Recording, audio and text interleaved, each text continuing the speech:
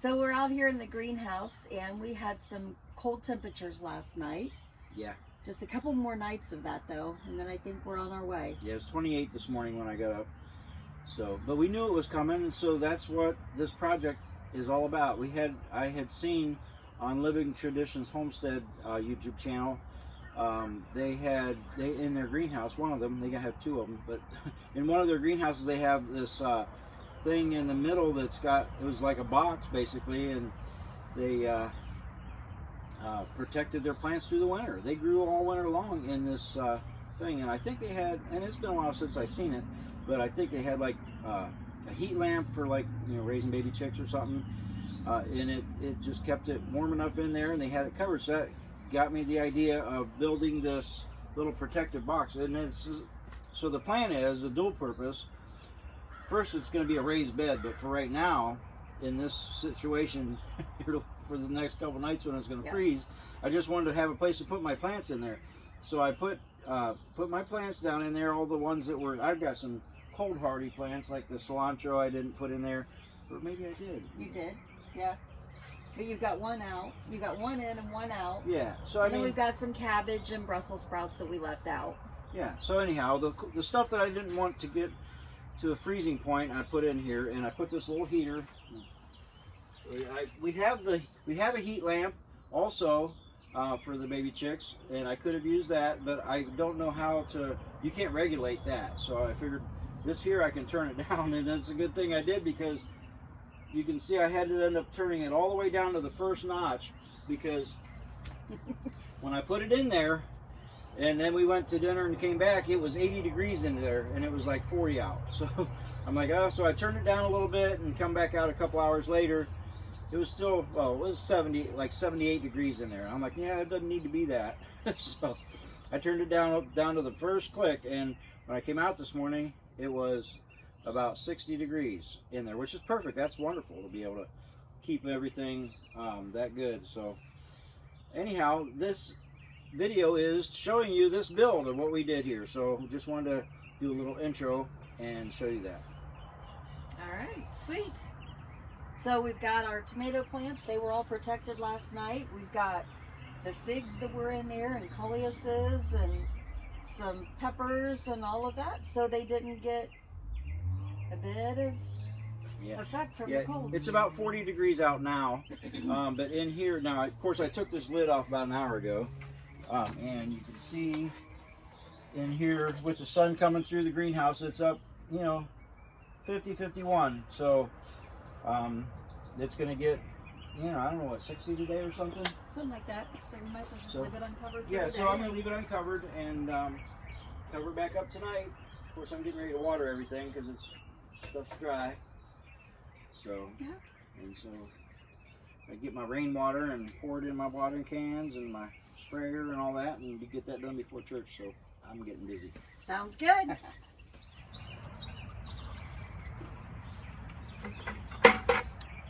I learned the hard way, you want to use a screen because it plugs up your sprayer nozzle if you don't.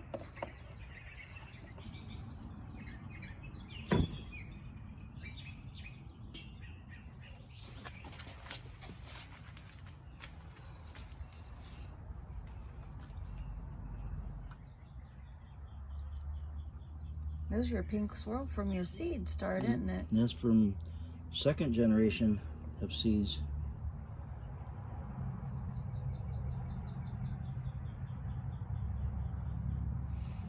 These are coleuses that I overwintered. I've been overwintering these coleuses for about 4 years now, from the same ones.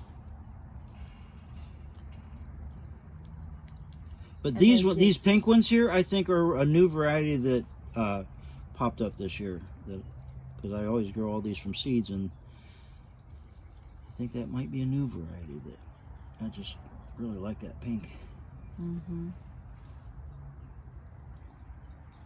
Those peppers do good.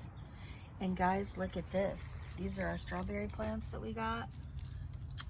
Oh, we got some strawberries coming on. Here's all your sweet peppers. Yes. Somehow a coleus row got in my sweet peppers. Now. Well, and there's some black-eyed Susans. I love black-eyed Susans.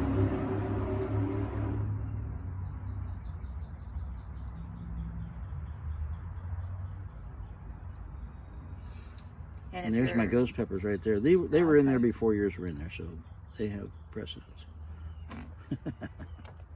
And if for some reason your peppers are taking a little while to germinate, they normally do. Yeah, and you have to have them in on bottom heat of some sort, whether it's just happens to be 80 degrees out or whatever, but they don't germinate very well without heat. There's our stevia. Yay! Yeah.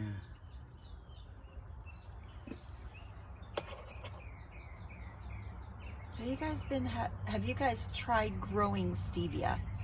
If you have tried growing stevia, comment down in the bottom the successes that you've had with it or failures, so we can learn from one another, because stevia is not the easiest thing to grow, we found. Well, I've tried it I always try everything by seed, and I've tried it 3 times and failed. So, I got them to germinate twice. Once they actually got up pretty decent, but they didn't make it, so. No.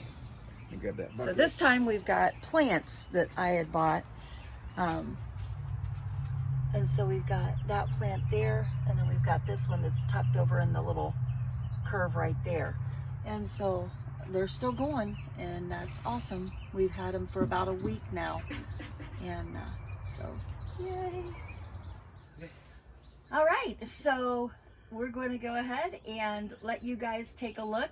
This was just kind of a little bit of the ending results. I'm sure we're going to continuously improve upon this greenhouse for this summer. I'm sure. Oh yeah, We're not near done. We're going to put out a build video of the greenhouse. We've been videoing it as the whole process goes, so we're about ready to call it done. I mean, it's done. This is stuff that's right. And we got the rain barrel that I got, and that'll be probably a separate video on its own. So anyhow, we're gonna go from here to back to the beginning of when we started digging the post holes for this and building this little box. Not that you don't know how to do it, but you might get some good tips. You might get a tip or two. He gives building tips down through the video and such. So we're going to go ahead and let you guys take a look at it. We're going to actually put together a playlist on the greenhouse build. So hopefully you guys will enjoy it and get ready to watch the rest of the video. Okay, so here we go.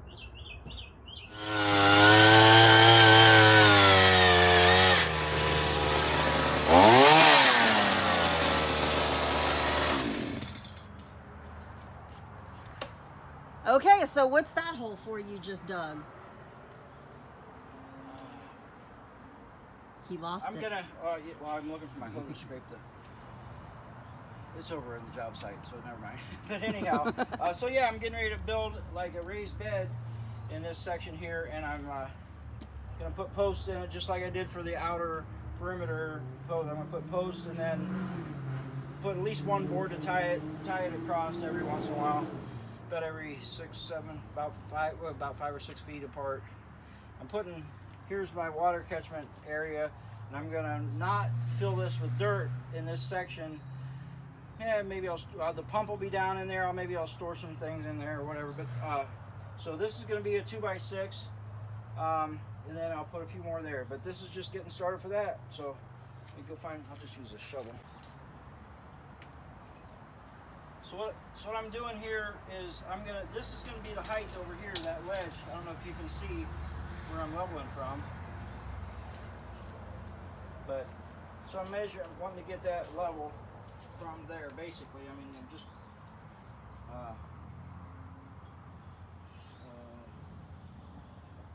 about 46 inches for that. So what I'm gonna do, this is gonna be what did I say, 46 inches? Yep. Okay, don't forget that. I'm gonna make the top of the bed level with that, and then I can lay boards across there, plywood, anything, to have like a little workbench. Right now I don't have dirt or whatever to fill in with that, and so that will come later. But even when I do, that lid will work out good for cover for if I want to start plants in the winter out here. I could have a little, like a heat lamp in here to keep the warmth or whatever. So anyhow, it was going to be a dual purpose. And that's why I'm making it that level there. So let me just keep going here to get that.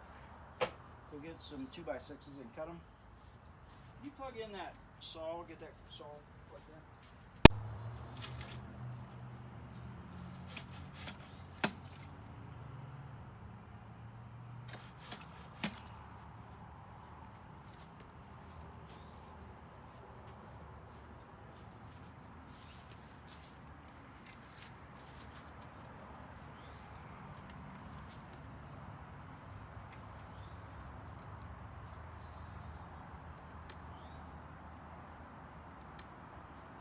He's got a glow in the dark level, folks. Well, it actually lights up, not glow in the dark. It actually lights up. It's cool though. Lighted. It's good there. Yeah, so check this out. When you get old and your eyes aren't very good.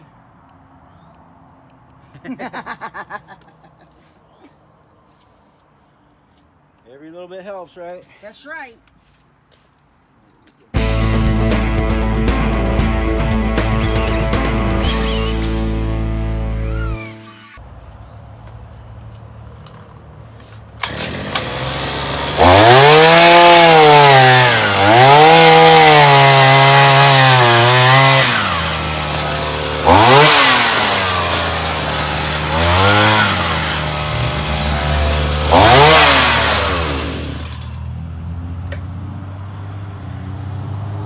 That sure beats a post hole digger with the two handles, don't it?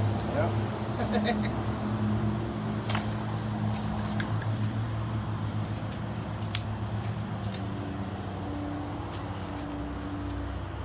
I don't remember if I ever talked about that when I did the build of the greenhouse. I don't know if you did I or don't know not. if I did or not. It's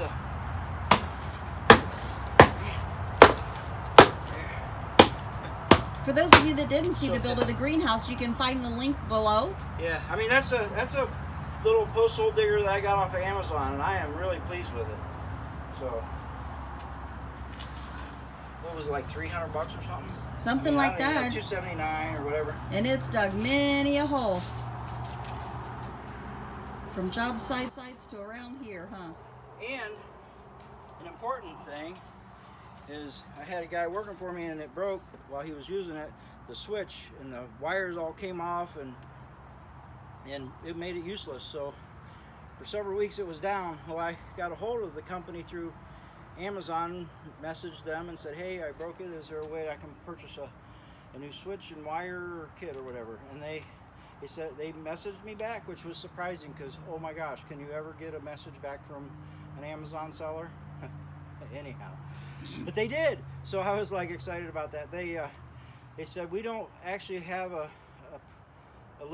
listing of any kind of a thing like that, but we got a hold of our supplier and we created a link for you to go to purchase the kit. And so they said, click on this link, and I did, and it took me to some weird thing, but it was exactly what I needed. It came like however many days later, and I had it when I needed it for the next part of the job. So I was pleased with that. I mean, the seller actually came through, because I don't know if any of you guys, have any issues with Amazon once you've purchased something to try to go back and deal. So I know somebody who has. Because that was good. And I told them, and I left a good review and said thank you so much, because, yeah, it was our fault that it broke. I don't mind buying the part, but where do you find it? I went to, I don't know, I wasted literally almost a whole day looking for that part at different, like tractor supply places and, lawn, like lawn and garden yeah, places. all kinds of places. I went and repair Hardware shops, stores. and so anyhow, I couldn't find it, and so yeah, it was a blessing that they was able to help me out there. So I really appreciate that. It's things like that that people need to just do more. Yep. Sellers and business people and people in general. Going above and beyond. Yep. Well, no, that's just Customer service. That's just a regular. It's Yeah. not even above, but it is appreciated because it's not It's not so common anymore.